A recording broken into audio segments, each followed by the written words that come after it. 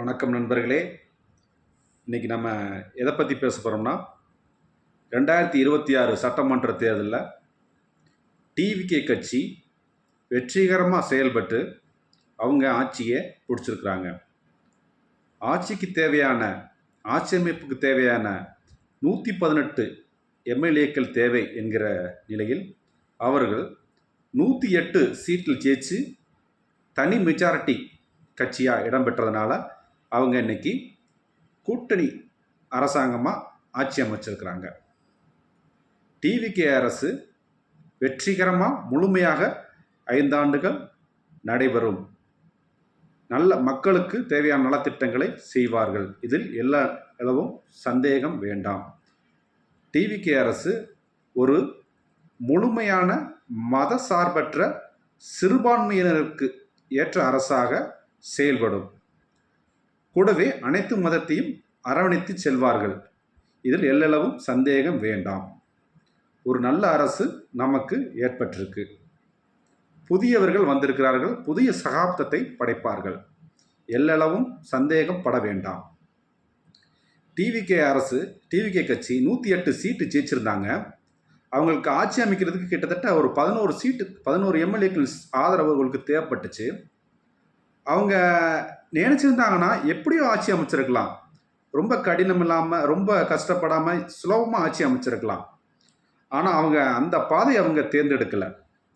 அவங்க தேர்ந்தெடுத்தது முழுமையான மதசார்பற்ற அரசாக அமைக்கணும் அப்படிங்கிறது தான் அவங்களுடைய பாதையாக நம்ம நினைக்கிறோம். அதைத்தான் அவங்களும் தேர்ந்தெடுத்திருக்கிறாங்க. முழுமையான மதசார்பற்ற அரசாக டிவிகே செயல்படும் என்பதை ஆணித்தரமாக அவர்கள் வியூகங்கள் வகுத்து இப்பொழுது கூட்டணி பலத்துடன் ஆட்சி அமைத்திருக்கிறாங்க. அதில் எல்லளவும் சந்தேகப்பட வேண்டாம். சிறுபான்மையினருக்கு பாதுகாப்பான அரசாகவும் செயல்படும்.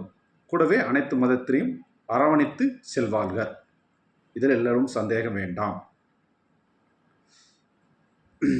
ஏன்னா அவங்க ஆட்சி அமைப்பதற்கு முதலாக காங்கிரஸை தான் ஆதரவு தந்தாங்க. காங்கிரஸ் முதலாக போய் அவங்களுக்கு ஆதரவு கொடுத்து ஆட்சியிலையும் பங்கேற்போம் என்பதை ஒரு முடிவை எடுத்தாங்க. அது ஒரு அருமையான முடிவு. இப்போ காங்கிரஸ் இருக்கும்போது எப்படி மதசார்புள்ள அரசாக எப்படி இருக்க முடியும்? காங்கிரஸை சூஸ் பண்ணுறாங்கன்னா, காங்கிரஸ் போய் அங்கே இடம்பெறாங்கன்னா அது விஜய் அவர்களை பற்றி நல்லா உண்மையாக தெரிஞ்சு இந்த அரசு எப்படி போகும் அப்படிங்கிறத கணிச்சு தான் அவங்க காங்கிரஸ் முதலாக இடம்பெற்றாங்க. கூடவே இடதுசாரிகள், கம்யூனிஸ்ட் அமைப்புகள் அவங்க முழுமையாக எப்படி அவங்களுடைய கொள்கையே முழுமையான மதசார்பற்ற கொள்கை தான். ஏழை எளியவங்களுக்கு உதவுறது, வறுமை ஒழிப்பு, லஞ்சம் லாவணியம் இருக்காமல் இருக்கிறது, அனைத்து மக்களையும் அரவணைத்து செல்வது தான் கம்யூனிஸ்டோடைய கொள்கை. அவங்க இடம்பெற்றிருக்கிறாங்க. அப்போ அந்த அரசாங்கம் எப்படி இருக்கும்? அருமையாக தானே இருக்கும். கூடவே விசிகே சொல்ல வேண்டாம். அவங்க முழுமையான சனாதன தர்மம் பேசக்கூடியவங்க, சனாதனத்தை ஒழிப்போம்னு சொல்லக்கூடியவங்க. அவங்க எப்படி மதசார்புள்ள அரசுக்கு அவங்க ஆதரவாக இருப்பாங்க? அவங்களும் இடம்பெற்றிருக்காங்கன்னா அது கண்டிப்பாக அது மதசார்பற்ற அரசாகத்தான் இருக்கும். அவர்கள் துணிவுடன் திறன்பட ஆட்சி நடைபெறும். கூட இன்னும் சொல்ல போனால் இந்திய முஸ்லீம் லீக் அவங்க 2 எம்எல்ஏக்கள் சப்போர்ட் பண்ணியிருக்கிறாங்க. அவங்களும் டிவிகே அரசுக்கு சப்போர்ட் பண்ணி ஆட்சி அமைப்பிற்கு உறுதுணையாக இருக்கிறாங்க. இப்படி இருக்கும்போது எப்படி அந்த அரசு பின்வாங்கும், பிற்போக்கான செயல்படுவாங்க, ஒரு மதசார்புடைய கருத்தை உள்வாங்கி செல்வார்கள், பின்னாடி பிஜேபி இருக்கும், முன்னாடி பிஜேபி இருக்கும் அப்படிங்கிறத சந்தேகத்தை எழுப்புறாங்க. சந்தேகத்தை எழுப்புறதுக்கு இடமே இல்லை. ஏன்னா இவருடைய தேர்ந்தெடுத்துற பாதை எப்படி? இல்லை முதல்ல ஈஸியாக அப்படி போயிருப்பாங்களே, அந்த வழியிலே போயிருப்பாங்களே. இப்போ ஏடிஎம்கே 2ஆக உடஞ்சி ஒரு அணியாக செயல்படுறாங்க. அவங்களும் ஆதரவு கொடுத்துருக்குறாங்க. அவங்களே சூஸ் பண்ணி முதலே போயிருந்துருக்கலாமே. ஆனால் அந்த பாதையை அவங்க தேர்ந்தெடுக்கலை. இவங்க தேர்ந்தெடுத்ததெல்லாம் மதசார்பற்ற கொள்கை உள்ள கட்சிகளை தான் சேர்த்து வச்சு ஆட்சி அமைச்சிருக்கிறாங்க. அதே மாதிரியே மக்களுக்கு மதசார்பற்ற ஆட்சியும் சிறுபான்மையினர் காக்கும் ஆட்சியாகவும் இந்த அரசு செயல்படும். கூடவே அனைத்து மதத்தினரையும் அரவணைத்து செல்வார்கள். இது சந்தேகம் வேண்டாம், திறன்பட நடக்கும். கூடவே தமிழர் நலம், தமிழ்நாடு உரிமை, நேற்று தமிழ்நாட்டுக்கான ப்ரிவிலேஜஸ்கள் எல்லாத்துக்கும் முன்னுரிமை கொடுத்து தமிழ்நாட்டை முன்னேற்றத்துக்கான பாதைகள் இந்த டிவிகே அரசு செயல்படும் என்ற நம்பிக்கை எனக்கு இருக்கிறது, எல்லாத்துக்கும் இருக்கும். இதே மாதிரி இந்த அரசு செயல்படும். இன்றைக்கி என்னென்னா, விஜய் அவர்கள் பதவியேற்கும் பொழுது கூடவே அவருடைய அமைச்சரவைகளும் பதவியேற்றார்கள். சுருக்கமான அமைச்சரவைகள், ரொம்ப சிம்பிள்சிட்டியாக இருக்குது. பரவாயில்ல, தான் நல்லது. நீ எதிர்காலத்தில் அதை விஸ்தரிப்பாங்க என்று எதிர்பார்க்குறோம். என்னன்னா, ராஜ்மோகன் அவர்களை பள்ளிக்கல்வி அமைச்சராக நியமித்தாங்க. அப்போ அதில் கல்வி அமைச்சர் கூடுதல் பொறுப்பாக தொல்லியல் துறை, தமிழ் வளர்ச்சித்துறை, செய்தி விளம்பரத்துறை, இந்த துறைகள்லாம் கொடுத்து அவருக்கு பொறுப்பு கொடுத்துருக்கிறாரு நம்ம தமிழக முதல்வர் விஜய் அண்ணா அவர்கள். வாழ்த்துக்கள். அதற்கு ஏற்றாப்போல் அவரும் செயல்படுவார், எல்லளவும் சந்தேகம் வேணாம். ராஜ்மோகன் அண்ணன் ஒரு திறமையானவர் தான், ஃபேமஸான யூடியூபர், அவர் மீடியாஸில் ரொம்ப பிரபலமானவர். விஜய் டிவியில் நிறையா டிபேட்ஸ்லாம் பண்ணியிருக்கிறாரு. சிறந்த பேச்சாளர். நம்ம டிவிகே கட்சியில் நல்ல பேச்சாளர்னு அவர் தான். எங்கே விட்டாலும் அடித்து கலக்கிடுவார். பேச்சு திறமையில் ரொம்ப திறமையானவர். கூட்டங்களை தன் வசத்துக்குள்ளே வச்சுக்கிற கூடியவர் அவர். நம்ம பேச்சாளர் வைகோ அண்ணா, வைகோ சார், நம்ம பேரறிஞர் அண்ணா மாதிரி அவர் ஒரு பேச்சாளர் தான். அவர் அந்த கட்சியில் அவரை நம்ம எல்லோரும் சந்தேகப்பட வேண்டாம்.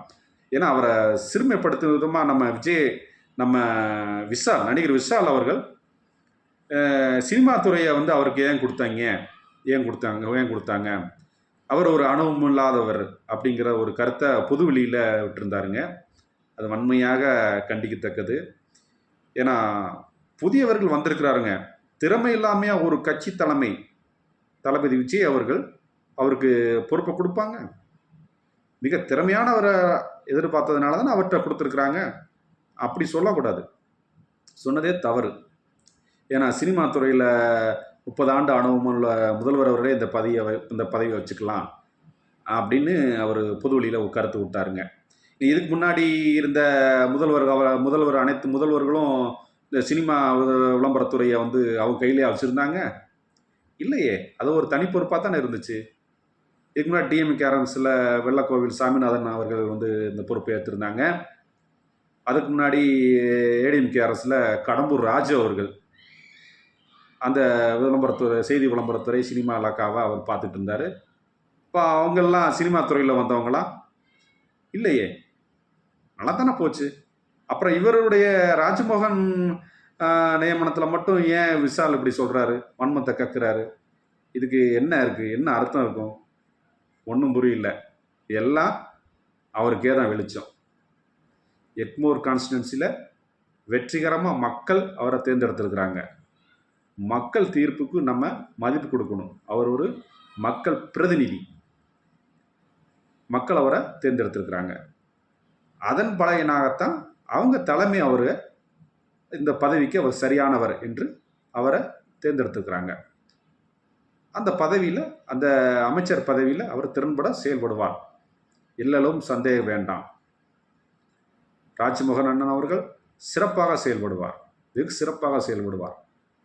கல்வி அமைச்சருக்கும் இவர் கொடுத்த பணிகள் அனைத்து இலாக்கா பொறுப்புகளையும் திறன்பட செயல்படுவார், சந்தேகம் வேண்டாம். திறமையானவர் தான். நண்பர்களே, இந்த வீடியோ பிடிச்சிருந்தா லைக் பண்ணுங்கள், கமெண்ட் பண்ணுங்கள், கூடவே சப்ஸ்கிரைப் பண்ணுங்கள். நான் பேசுனதில் ஏதாவது சில சஜஷன்கள் நீங்கள் ஏதாவது சொல்கிற மாதிரி இருந்துச்சுன்னா என்னுடைய கமெண்ட் பாக்ஸில் பதிவிடுங்க நண்பர்களே.